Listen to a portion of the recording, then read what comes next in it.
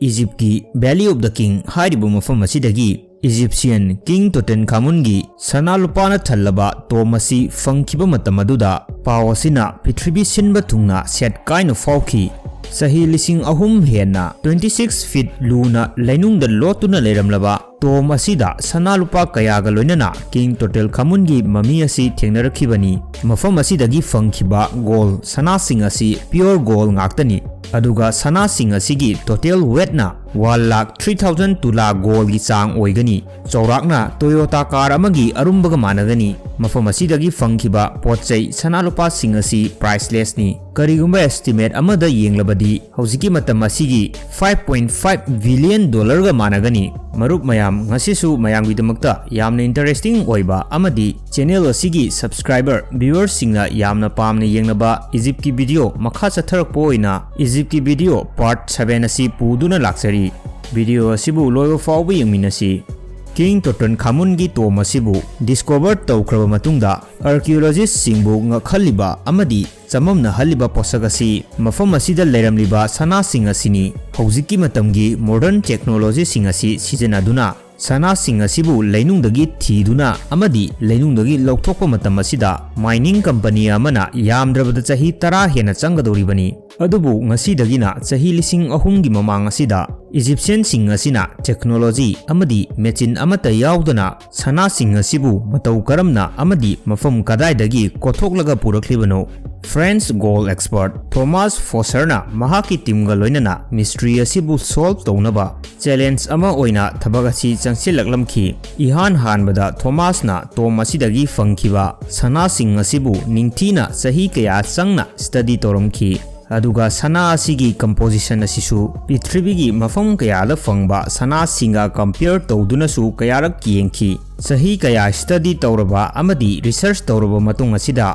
Thomas amadi mahaki team asina khanglamki madudi tom asida leiramliba sana sing asi Valley of the King hairiba mafam asidagi lokthokpa sana soidana oigani haiba asini Thomas amadi mahaki team asigi ahanba challenge asi ancient miner singna yamlaba sana sing asi lokthokiba mafam asibu thiba haibasini adubu masigi thabak asi irai laiba icham chamba thabak amadi nate Valley of the King hairiba mafam asi achauba ching kaya amana koisinduna leiriba mafam amani adubu luribadi ancient miner sing asina karamba chingdagi sana sing asibu kothoklibanO haiba asini French gold expert Thomas mahaki marup archaeology amaga loinana Valley of the King hairiba mafam asidagi 80 km lapna leiba desert ki area amada laklamki mafam asida jaga kharada paktaknana leitum kaya ama taaduna leirami Thomas mahaki marup ko loinana mafam asidagi mining operation tawkibagi khudam changdam amata oirabasu fangadra haina khalamki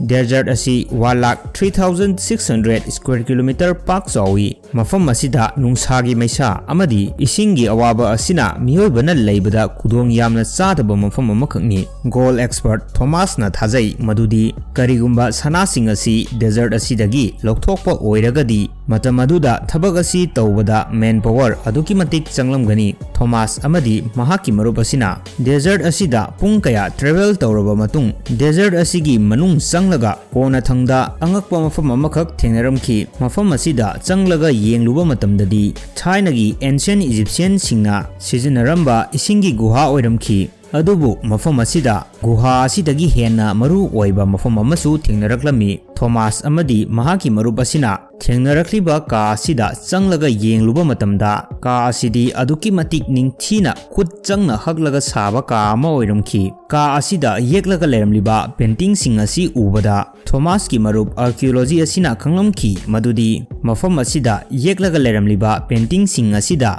makoina lakliba makoina thirakliba thabak asiga mari leinaba ras kaya ama uba phanglamki painting asigi matung inadi mafam asi matamadugi miyoi singi oina ahanba stop oigani mafam asida ancient gold miners sing asigi pothafam oibana mafam asida guha amadi potha sang ka kaya saduna leiramlibani matamadugi miyoi singna gold mining tofam adu fawba chatpagi lambi asida makhoi gi potha sang rest house kaya ama saramki aduga makhoi rest area amaga lapnabagi distance asina Saurakna 70 to 80 km oigani. Maram asina rest area amadagi area amada chatpa matamda minor sing asina numit kaya ni changlamgani. Thomas amadi mahaki marubasi information sing asi fangbada aduki matik haraurami aduga makhoi khongchat asi makha tana amuk machangi rest area fawba satnaba thoranglamki. Masigi khongchat asitabu Thomas na chahi kayagi mamangdagi ngaiduna lakbibani. Thomas mahaki marupka loinana